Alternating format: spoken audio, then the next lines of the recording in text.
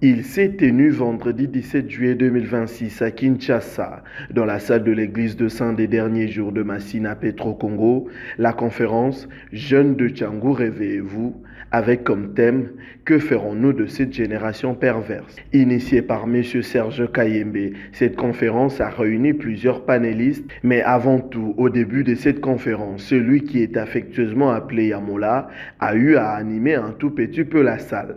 La deuxième génération perverse,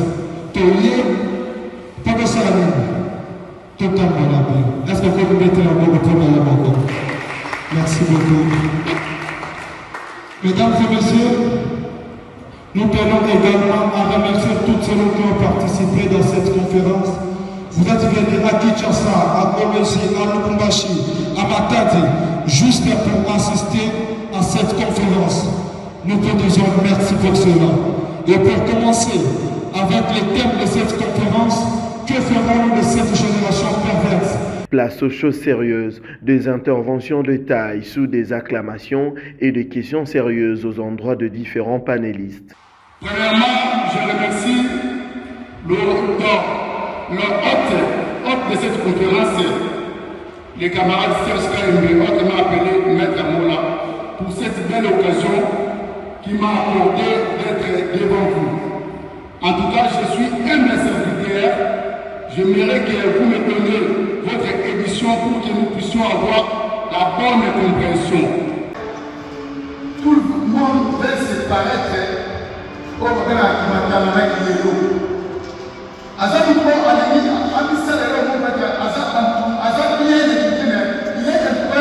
de mauvaises personnes. L'éducation a été incrédulité, voire même l'éducation que agent la famille, que agent de l'école, et comme il va jouer, parfois il y a un problème. C'est ça qu'on appelle la perversion d'incrédulité. Vous savez parler du patriotisme. Si vous devez donner un conseil à la jeunesse congolaise, que sera-t-il? Ok. Pour être patriote, le patriotisme vient de chez mon pays. Même si je suis frustré aujourd'hui, mais c'est là est allé toucher les armes, est allé faire une coalition avec les ennemis du Congo. Pourquoi? Parce qu'il est frustré quelque part. Parce que Nana, moi, je dirais que Nana n'avait pas laissé de patriotisme. Merci beaucoup. C'est ça la réponse. Pour ceux qui me connaissent, on a l'habitude de m'appeler discipline, je précise. Je suis juriste des femmes et des femmes. Alors, vous avez parlé d'une génération perverse qui vient dire une génération qui souffre de la polycentricité de la normogénèse. Alors, parce que vous avez touché le christianisme, j'ai une question à vous poser sur ça.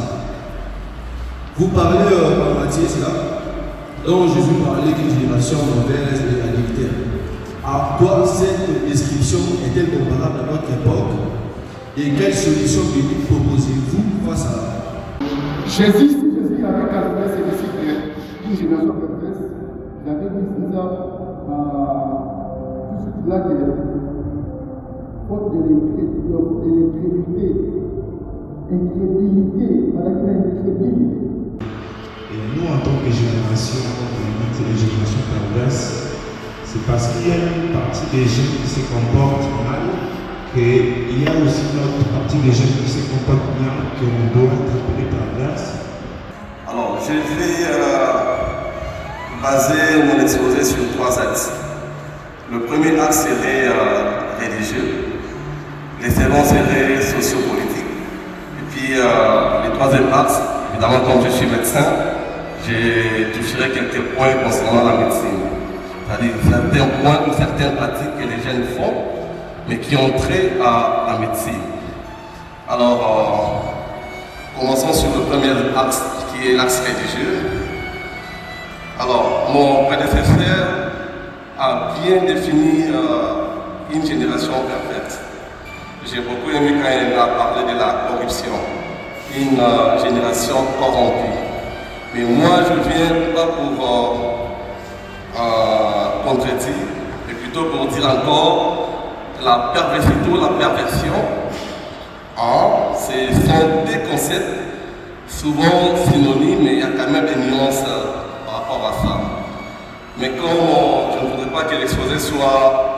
plus scientifique pour essayer un peu d'éclairer à la lanterne. Bonjour. Bonjour. Patrick Lima. Et ma question est la suivante. Regarde les nombreux défis auxquels la jeunesse congolaise est confrontée. Alors, avec ce défi de on sait déjà tout, on sait que ce n'est pas non plus difficile. Oui, ce qui a déjà eu l'attention d'arriver avec quelques propositions concernant les ambitions que nous faisons. Parler de la génération perverse, c'est ça, non? Moi, je ne trouve pas cela cohérent. J'aurais souhaité que l'on parle d'une génération sans repères, dans un monde foutu, dans un monde perdu, comme vous venez de dire le docteur. Il y a deux axes. Je voudrais emboîter le pas du docteur. Je voudrais parler d'un dialogue intergénérationnel.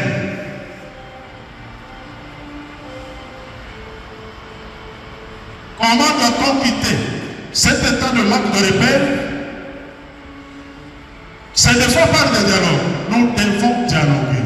Moi, je pensais peut-être que dans des conférences pareilles, on allait assister à un engouement de la jeunesse.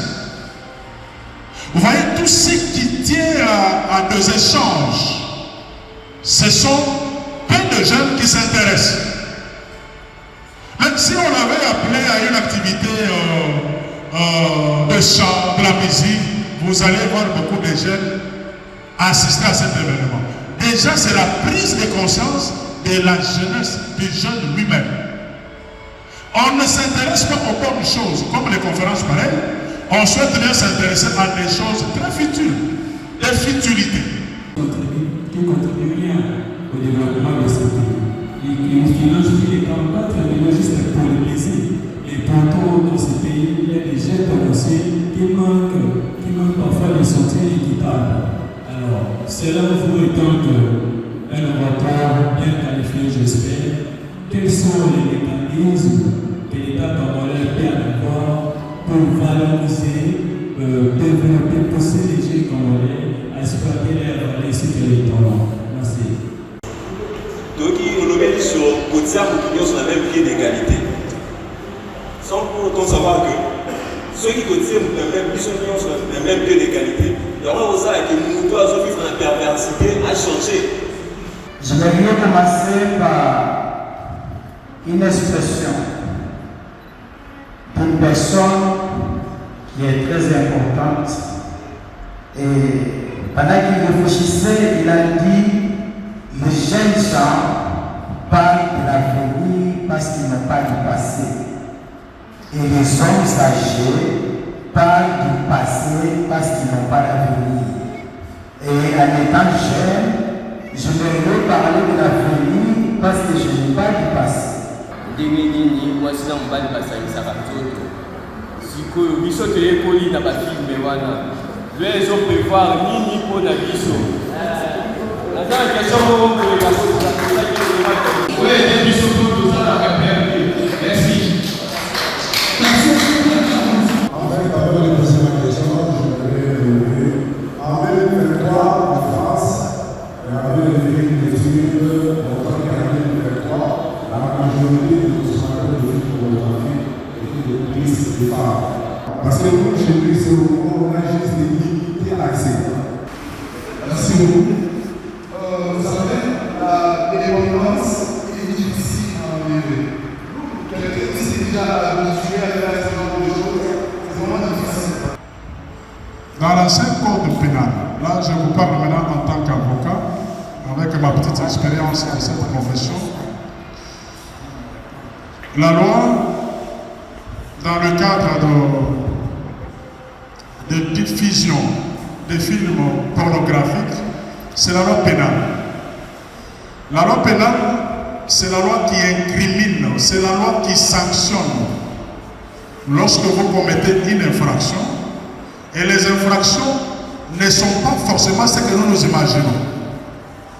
Les infractions sont écrites et connues. La loi les a énumérées une après l'autre. C'est pourquoi il y a des articles qui sont échelonnés dans une loi. On ne peut pas inventer une infraction.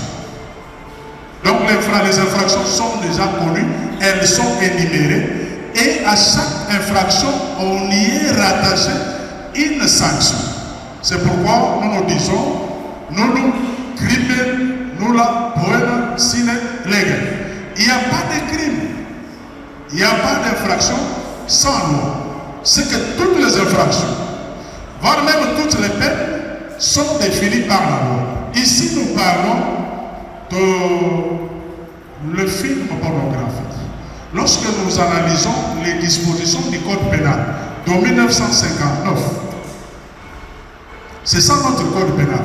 Actuellement, il y a plusieurs révisions. L'on a révisé avec l'entrée en jeu des histoires liées aux violences sexuelles. Et on a dit réviser le Code pénal et aussi le Code de procédure pénale. Voyez-vous, la loi n'a pas clairement défini ce qu'elle entend. Je parle de Code pénal comme la diffusion, le regard des films pornographiques. Il n'y a pas de définition spécifique. Mais ce code pénal a assimilé ces histoires liées aux films pornographiques aux atteintes aux bonnes mœurs. En tout cas, je l'imagine. Au sortir de la conférence, les différents panélistes ont placé quelques mots. D'abord, l'honorable Prosper Kandé, autour du sous-thème « Action, responsabilité pour la jeunesse ». Nous avons été choisis parmi les intervenants de cette conférence. Le thème était juste « Que ferons-nous de cette génération perverse ?» Nous avons jugé que la thématique allait se reformuler comme que ferons-nous de cette génération qui n'a pas de repère? Parce que la perversité et la perversion ramènent à tout ce qui n'est pas bon pour la société. Nous nous sommes posé la question de savoir est-ce que cette génération est-elle perverse? D'une part oui et d'autre part non, parce qu'on ne peut pas mélanger tout. Il y a des personnes qui méritent les applaudissements de par ce qu'ils font dans la vie quotidienne. Il y a les autres qui doivent apprendre à changer de par le mal qu'ils continuent à commettre dans la société. C'est pourquoi nous avons communié avec la jeunesse de Massina sur ce thème. J'apprécie également les interventions d'autres intervenants. Chacun, en ce qui les concerne, a eu à démontrer de quoi il était capable et chacun a eu à donner le meilleur de lui-même. Je dis merci aux initiateurs, aux organisateurs pour cette idée louable qui rassemble un certain nombre de personnes pour pouvoir débattre sur l'avenir de notre jeunesse. C'est comme ça que je leur ai dit qu'ils ont mon soutien total sur les plans moral, financier, éducation et consort. Nous organiserons de bonnes choses dans l'avenir. Ensuite, Maître Carlos Béa, avocat et conférencier, autour du sous-thème « Que devons-nous faire pour sauver cette jeunesse ?» Nous avons au moins épinglé certains des points qui peuvent réellement nous aider à récupérer ces jeunes qui sont déjà perdus, de les récupérer et de ne pas encore perdre ce que nous avons déjà. Donc voilà un peu notre intervention a été basée sur cela et je ne sais pas s'il y a... Ouais, les points c'était, j'ai épinglé 3 points. Le premier point c'était, j'ai parlé sur la famille. L'éducation que nous avons ou nous prenons dans nos familles peuvent réellement influencer les autres que nous appelons déjà perdus là, peuvent réellement les influencer à rentrer dans la voie où ils doivent réellement suivre Jésus-Christ, afin qu'un jour, nous puissions réellement être sauvés tous ensemble au même moment. Et le deuxième point, j'ai épinglé l'église. Dans les églises, les pasteurs ne sont pas là que pour prendre les offrandes et autres choses. Les pasteurs, vous devez réellement connaître les noms de vos fidèles et ce qu'ils font dans les cités où ils sont. C'est très important. Parce que lorsqu'ils viennent à l'église, vous les voyez juste à l'église, mais vous ne savez pas ce qui se passe dans leur maison, quel est le comportement qu'ils affichent avec leurs voisins. Et le troisième point qui est le dernier, nous avons épinglé les écoles. Nos enfants partent à l'école pour avoir l'éducation, certaines instructions, et l'école aussi a un rôle à jouer par rapport à l'éducation de nos enfants. Ils doivent encadrer les enfants, ils doivent veiller surtout en sorte que ceux qui sont chassés ne viennent pas avec certaines des personnes qui ramassent dehors, venir avec eux à l'école pour dire que non, voilà mon frère, voilà mon père. Et l'école accepte. L'école doit être vigilante et doit parler souvent. Il faut obliger aux parents de laisser leur numéro de téléphone en cas de pépin ou en cas d'un problème à l'école. Le préfet ou le directeur des études peut appeler directement à la maison pour donner des informations concernant leurs enfants ou leur comportement à l'école. Patrick Kapindu, homme politique, autour du sous-thème « Le patriotisme et la responsabilité de jeunes Congolais ». Le nom et puis sous-thème, votre intervention. Je suis le camarade Patrick Kapindu. Je suis parmi les invités qui ont participé dans cette belle conférence. Comme il y avait une thématique, que ferons-nous de cette génération perdue? Maintenant, le sous-thème que j'ai parlé avec les amis, c'était le patriotisme et la responsabilité des jeunes Congolais. Les jeunes doivent être les patriotes parce que si vous aimez la nation, d'ailleurs, un patriote, c'est celui qui aime son pays. Il ne faut pas être manipulé par la manipulation politicienne. Il faut éviter ce qu'on appelle la corruption, la violence, le banditisme, entre autres, ce qu'on dit à Lingala, les Kuluna. C'est ça un grand thème que j'ai parlé avec les amis. En tout cas, cette journée, c'était une journée très merveilleuse pour tout le monde. Il y a des gens qui ont bénéficié, il y avait beaucoup d'intervenants. C'est un peu ça en fait. Maître Hervé Bissimois, affectueusement appelé président Gola, numéro 1 du club Don Bosco, est revenu sur son intervention autour du sous-thème « Droit pénal congolais face aux projections des films pornographiques, réflexion critique et perspective ». J'ai parlé particulièrement sur le droit pénal face aux projections des films pornographiques. C'était ça que nous nous sommes entretenus avec la foule. Et dans ces sujets, beaucoup plus ignorés ou remplis de honte, que les parents n'arrivent pas à parler devant leurs enfants, et beaucoup plus aussi ignorés par la loi congolaise qui caractérise cette loi qui date du 4 mai 1959.